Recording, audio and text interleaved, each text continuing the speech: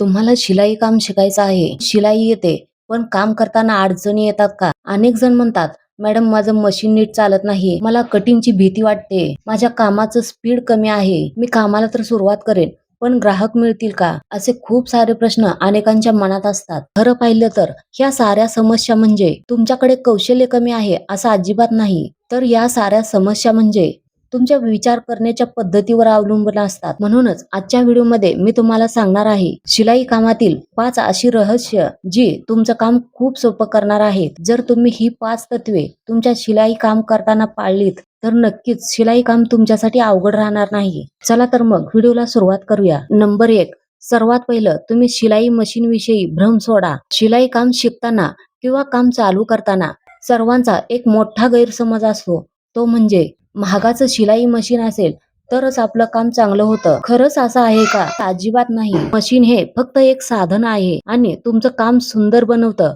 ते तुमचं कौशल्य. अनेक जण उत्साहाच्या भरातच सुरुवातीला 10 ते 20 हजाराचं मशीन घेतात आणि तरी सुद्धा ते त्यांचं काम व्यवस्थितपणे पूर्ण करू शकत नाही. आणि काही जण आपल्या कौशल्याच्या जोरावर अतिसुंदर आणि अप्रतिम डिझाईन बनवतात. म्हणून मशीनला दोष देण्याऐवजी स्वतःकडे बघा आणि स्वतःला विचारा, मला मशीन सेटिंग बद्दल सगळी माहिती आहे का? मी शिलाई काम करताना योग्य सुई वापरते का? मशीनची निगा राखते का? वेळोवेळी टायमाला तिची साफसफाई करते का? जर या साध्या साध्या गोष्टी शिकला तरी तुमचं काम तुम्ही खूप चांगल्या पद्धतीने करू शकाल. कायम लक्षात ठेवा, महागाच्या मशीनपेक्षा तुमचं कौशल्य खूप जास्त महत्वाचं असतं. नंबर 2, बेसिक वर मजबूत पकड ठेवा. आजकाल मी खूप जणींकडून ऐकते, मला फक्त डिझायनर ब्लाउज शिकवा किंवा मला फक्त डिझायनर ब्लाउजच शिकायचे आहेत. पण त्यांना पुरती बेसिकची माहितीच नसते. आणि जर बेसिकच माहिती नसेल आणि शिलाई कामात हे धोक्याचं असतं. जर घर बांधतानाच पाया मजबूत नसेल तर घर टिकेल का? तर नाही. मग शिलाईत ही तसंच आहे. म्हणून सर्वात आधी व्यवस्थित आणि परफेक्ट मापे घ्यायला शिका. व्यवस्थित कटिंग शिका. सरळ आणि नीट व्यवस्थित शिलाई शिका. चांगल्या प्रकारे फिनिशिंग आणि फिटिंग शिका. आणि त्यानंतर सर्वात महत्वाचं म्हणजे प्रेसिंग ही शिका. ही बेसिक कौशल्य जेवढी मजबूत असतील, जेवढी चांगली शिकाल, तितकंच पुढचं काम सोपं होईल. म्हणून दररोज बेसिकचा सराव करा. एक दिवस मोठं यश नक्की मिळेल. कारण मोठं यश मिळण्यासाठी या छोट्या छोट्या गोष्टी खूप प्रभाव पाडत असतात. नंबर 3, भीतीवर मात करा. प्रत्येक नवीन टेलरचा सर्वात मोठा शत्रू म्हणजे भीती. मग ही भीती असते तरी कशाची? तर माझं कटिंग चुकलं तर, आणि जर कटिंग चुकलं, फिटिंग व्यवस्थित नाही बसली तर ग्राहक नाराज होईल, पुन्हा ग्राहक भेटेल का? लोक काय म्हणतील? हे प्रश्न सुरुवातीला प्रत्येकाच्या मनात येतात. पण विचार करा, जगात असा कोणताही टेलर नाही ज्याच्याकडून कधीच कोणतीच चूक झालेली नाही. चुका या प्रत्येकाकडून होतात, पण त्यातून आपण काय घ्यायचं, काय शिकायचं, त्यातून काय अनुभव घ्यायचा हे आपणच ठरवायचं असतं. जर तुम्ही भीतीपोटी सुरुवातच केली नाही तर मग तुमची प्रगती तर कशी होणार? म्हणून दररोज स्वतः सोबत पॉझिटिव्ह बोला. स्वतःला सांगा, मी शिकत आहे, मी रोज माझ्या कामात सुधारणा करत आहे, आणि सर्वात महत्वाचं, मी कधीच हार मानणार नाही. जर तुम्हाला खरोखर भीती कमी करायची असेल तर कामाला सुरुवात करा.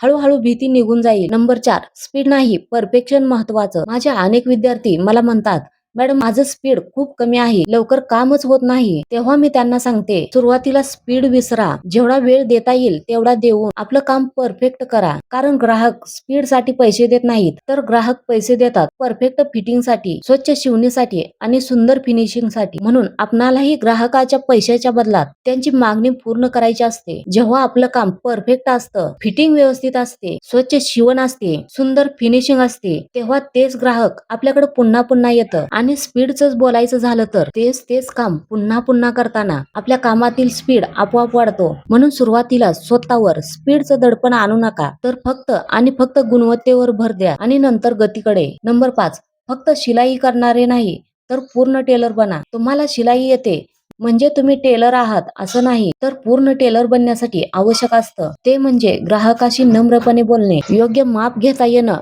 वेळेवर डिलिव्हरी देता येणं, आपल्या कामाप्रती प्रामाणिकपणा, आपल्या कामात रोज काही ना काही नवीन शिकत राहणं, स्वतःचं आणि आपल्या कामाचं नियोजन, पैशाचे व्यवस्थापन, हे सगळं जमलं तरच ग्राहक पुन्हा तुमच्याकडे येणार आहे. लक्षात ठेवा, एक सुंदर ब्लाउज ग्राहकाला आनंद देतो, पण तुमचं वागणं त्याला कायम जोडून ठेवतं. म्हणून फक्त शिलाई काम नाही तर स्वतःचं व्यक्तिमत्व घडवा. त्याचबरोबर तुम्हाला फक्त ब्लाउज आले म्हणजे तुम्ही टेलर बनला, किंवा फक्त सूट शिवता आले म्हणजे तुम्ही टेलर झालात असं नाही. तर एक परिपूर्ण टेलर बनण्यासाठी तुम्हाला तुमच्याकडे येणारी सगळी कपडे शिवता आली पाहिजे. समजा एखाद्या ग्राहकाला एक सूट शिवून घ्यायचा आहे आणि त्याचबरोबर एक ब्लाऊजही शिवून घ्यायचा आहे. जर तुम्हाला फक्त ब्लाऊज किंवा फक्त सूट शिवता येत असतील तर तो ग्राहक गोंधळून जाईल. त्याच्या राहिलेल्या कपड्यासाठी त्याला पुन्हा नवीन टेलर शोधावा लागेल. म्हणून पुढच्या वेळी तो ग्राहक काय करेल तर असा टेलर शोधेल जो त्या ग्राहकाची दोन्ही कामे पूर्ण करून देईल. तर आपल्याकडून तो एक ग्राहक चुकेल असं होऊ नये म्हणूनच आपण टेलरकडील सर्व कपडे शिकण्याचा आणि शिवण्याचा प्रयत्न करा.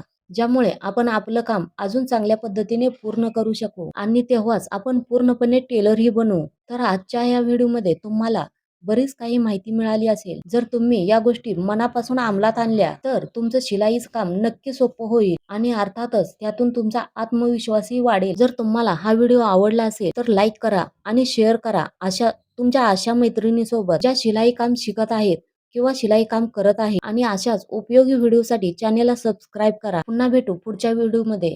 धन्यवाद.